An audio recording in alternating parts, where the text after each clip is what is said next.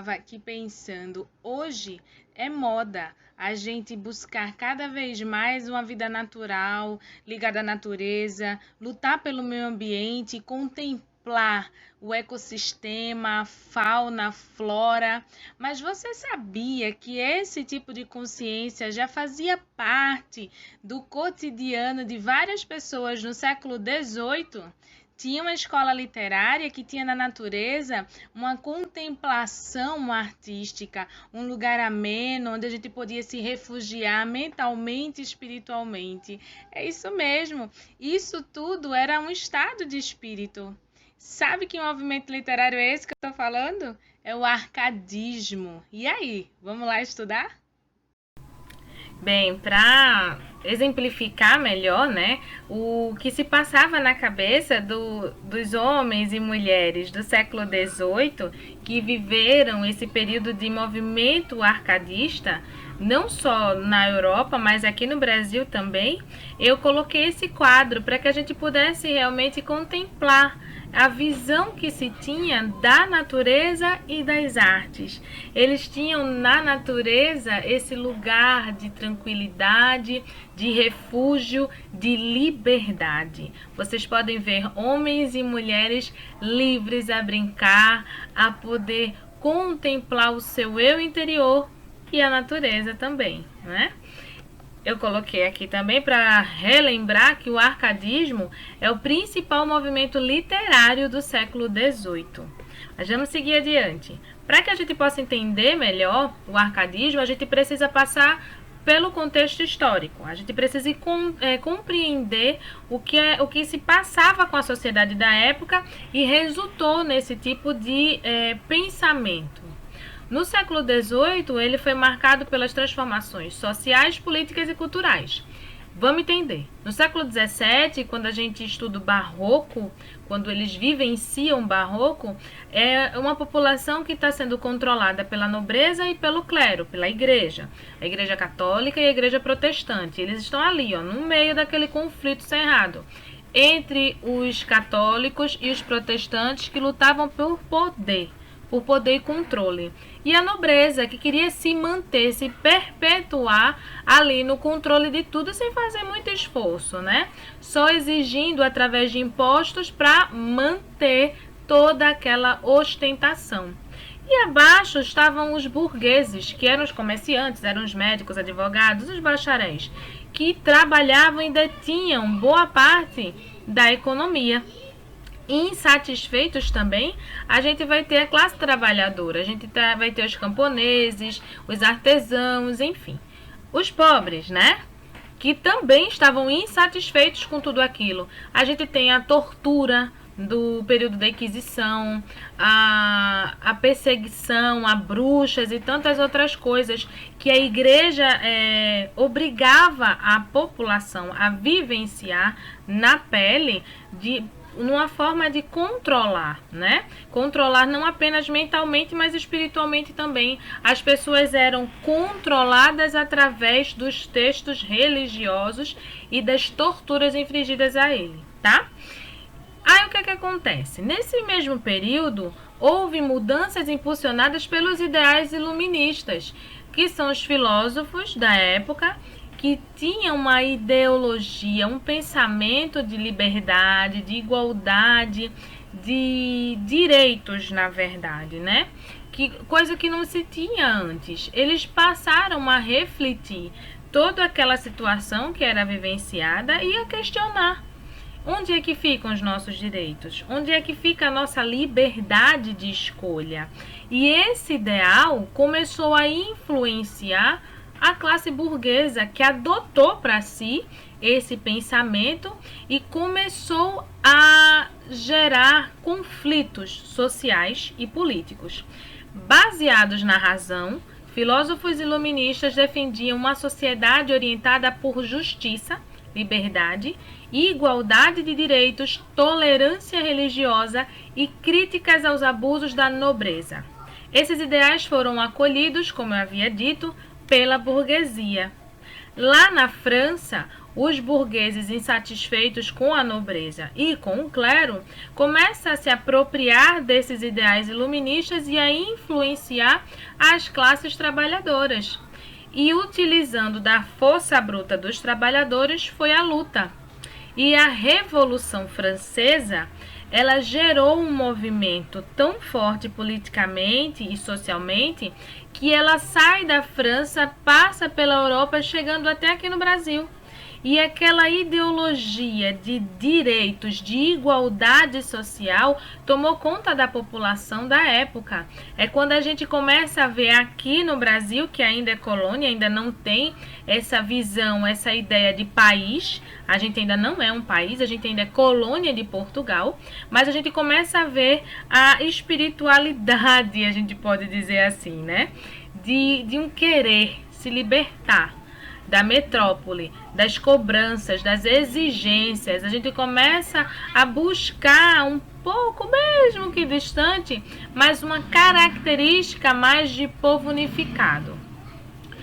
E aqui no Brasil, outro fato histórico que influenciou bastante nesse período foi a descoberta de ouro nas Minas Gerais, lá no sudeste do país. O que é que acontece?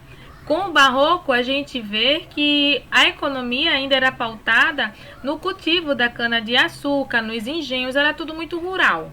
Mas com a descoberta das minas de ouro, as pessoas começam a migrar de uma região do país para outra. E com isso a economia também começa a se modificar.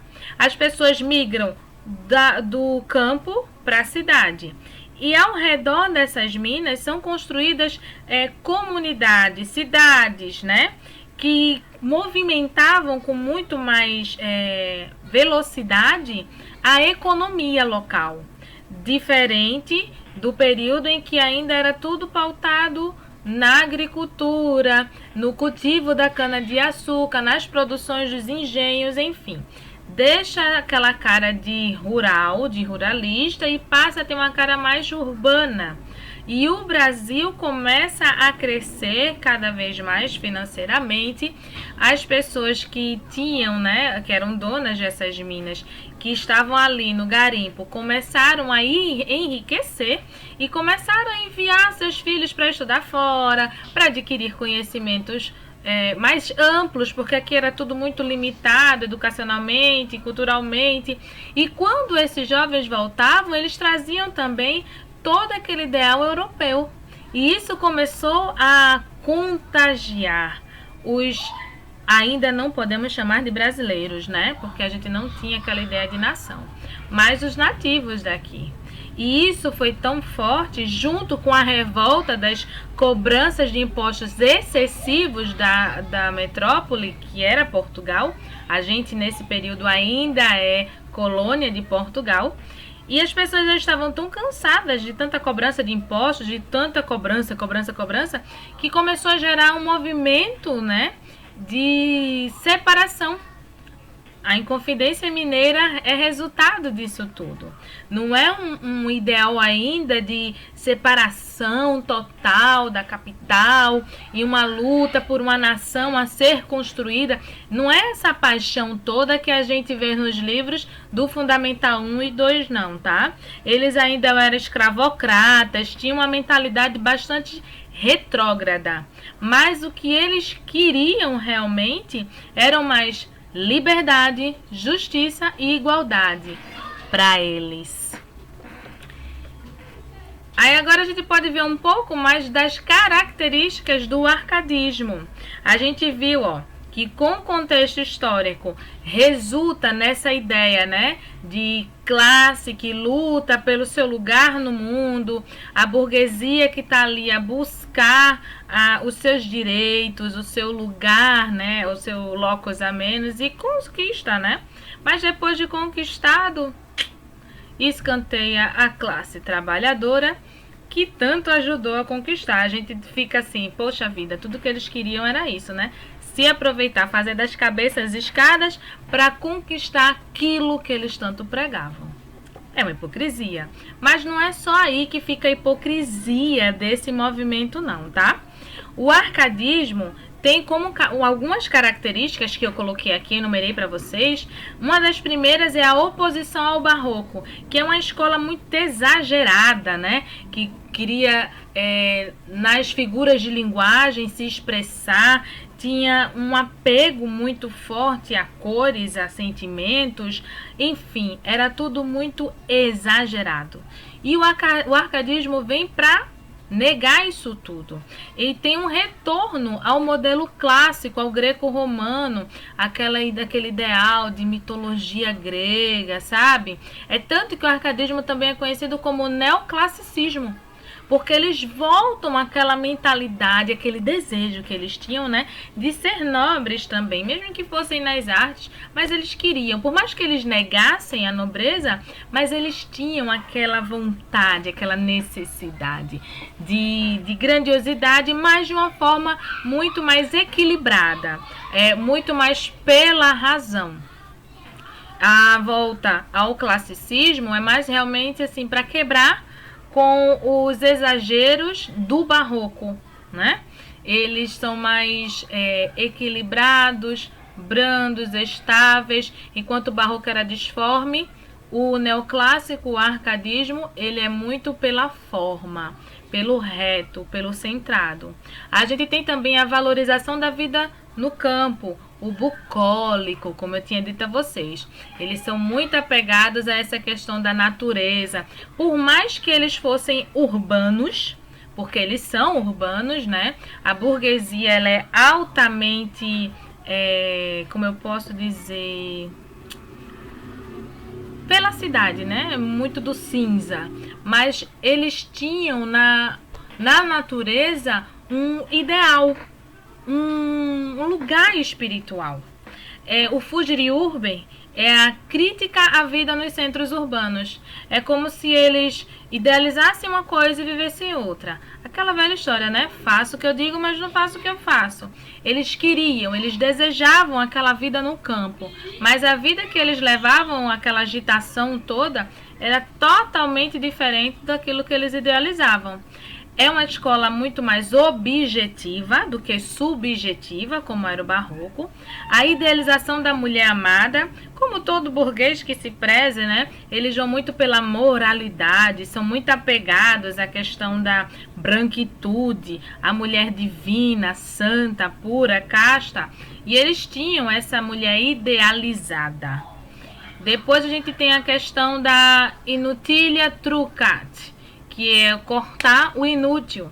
Como eles estavam assim, se rebelando, cortando os laços com a nobreza, era natural que eles negassem, eles descartassem o excesso, o extravagante, né? A riqueza, o luxo excessivo. Eles enalteciam essa simplicidade. A gente tem o locus amenus, que é o lugar ameno, né? É o lugar onde a gente pode estar espiritualmente, mentalmente, o lugar que a gente deseja. A gente deseja estar. A gente não está lá fisicamente, mas espiritualmente e mentalmente a gente deseja constantemente aquilo. E esse lugar é a natureza, é a vida no campo. O convencionalismo amoroso, como eu tinha dito a vocês, é o homem, a mulher, tudo aquilo muito idealizado, muito divino, muito puro. Uma linguagem simples, para diferenciar mais uma vez do barroco, que tinha aquela questão do jogo de ideias, o jogo de palavras. Eles gostavam muito de brincar, né, com a linguagem, com a língua, dificultando muitas vezes até a compreensão dos sonetos, dos poemas. E tem a questão também do uso de pseudônimos com frequência. Como assim pseudônimos? Os poetas árcades, muitas vezes eles criavam nomes pastoris, né? Para se imaginar, vestir uma camisa, um personagem, se transformar naquilo que eles idealizavam. E eles criavam pseudônimos e assinavam com esses pseudônimos. Eles assumiam um personagem para escrever, para se retratar artisticamente. E aí a gente tem aqui um poema, um soneto de Bocage, que é um poeta português, árcade, para a gente poder refletir um pouco, tá? Vou ler para vocês. Já se afastou de nós o inverno agreste, envolto nos seus úmidos vapores. A fértil primavera, a mãe das flores, o brado ameno de boninas vestes. Varrendo os ares, o súbito nordeste os torna azuis. As aves de mil cores adejam entre zéfiros e amores, e torna o fresco tejo a cor celeste. Vem, ó Marília, vem lograr comigo destes alegres campos a beleza, destas copas árvores o abrigo. Deixa louvar da corte a vã grandeza, quanto me agrada mais estar contigo, notando as perfeições da natureza. É impossível a gente ler sem sentir, né? Toda essa alegria, esse frisson que Bocage tem ao descrever a natureza, o desejo que ele tem de contemplar esse lugar junto com sua amada Marília. Então vamos assim, identificar as características. Como eu tinha dito a vocês, ó, eles têm na natureza esse locus amenus, esse lugar idealizado. A gente vê logo no início, né? Quando ele fala do inverno, da primavera, das flores, da flora, né, local de Portugal, como ela se comportava na mudança de estação, como ele se debruça sobre essas observações, como ele está atento à natureza. Aí, no continuar do poema, ele faz também a relação, a referência à mitologia, quando fala de Zéfiros e Amores, que são figuras da mitologia grega. Mais à frente ele já cita Marília, né? Que é a sua amada, aquela mulher idealizada. E mais uma vez ele a convida a estar nesse lugar onde eles tanto se sentem espiritualmente, que é a natureza. Mas lembrando que isso tudo é mais um estado de espírito do que realmente uma verdade absoluta. É aquela velha história, né? Eles são poetas de rede social. Eles falam, mas não vivem? Pode ser. Bem, gente, eu espero que por hoje vocês tenham compreendido. Vou deixar também aqui as referências de onde eu tirei esse conteúdo. Podem ficar à vontade para acessar todos eles e estudar um pouco mais. Tchau, até a próxima!